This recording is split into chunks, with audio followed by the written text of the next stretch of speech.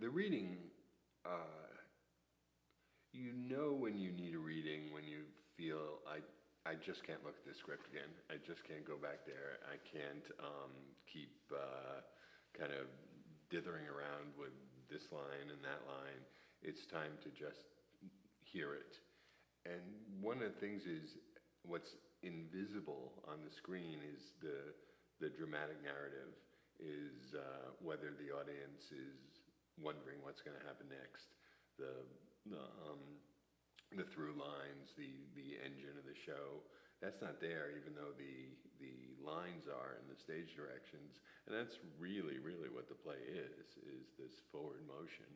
So when you feel you've completed all the aspects of it, and there's no more to be done on the computer screen.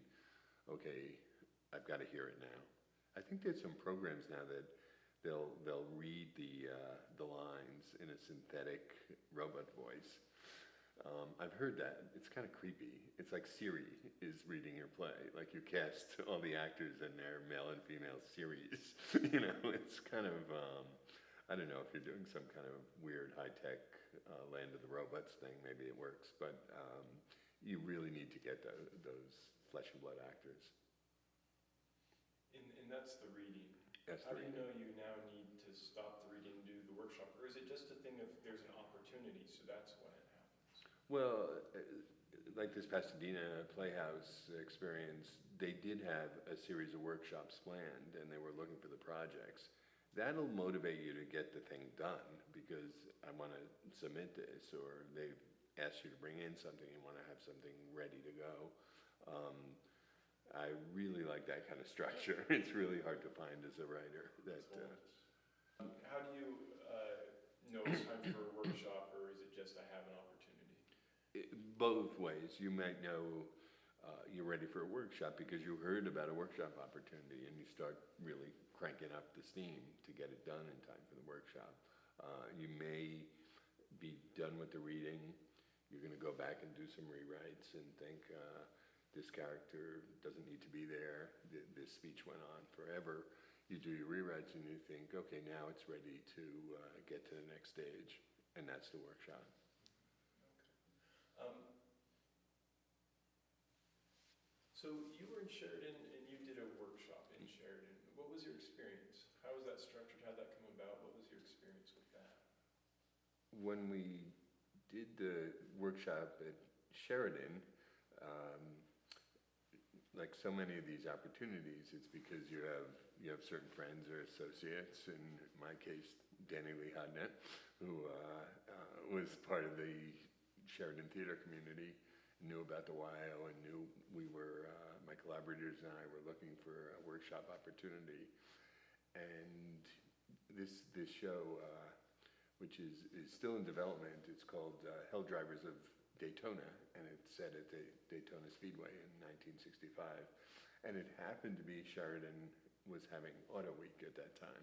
And we thought, oh, what a perfect audience to invite people who are there for Auto Week. These are people who know Speedway culture, and any Speedway jokes that might be in there, they'll get. Or if they don't get them there, those jokes are out. This is the audience.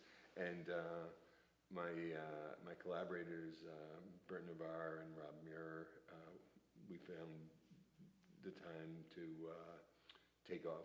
We're all Californians, to take off and come up to Sheridan, Wyoming, and spend a couple of weeks. That was script in hand. The actors were local. It was staged. It was even choreographed, and this would have been. In fact, we had 2 equity actors under the equity rules of Wyoming that we used 2 Broadway actors who came in to be part of this, and the rest were local actors who, we also thought a benefit would be they'd get to work with some Broadway people, maybe learn a little about professional technique. All in all, it was a success.